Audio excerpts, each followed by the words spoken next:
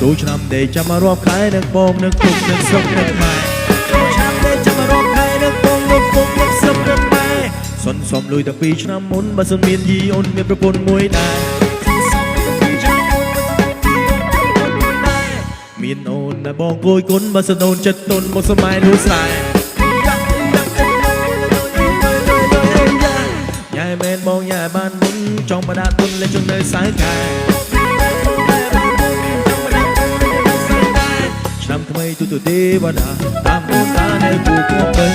ជុំទៀតមិនមកក៏ត្រឹមសាខ្ញុំទៅឆ្នាំថ្មីទៅស្លាប់ចំណាជួបទៅមកពេលក៏កលាកូនមិនស្គាល់មានជ័យសេរីបងស្គាល់ឆ្នាំថ្មីទេវតាអើយបង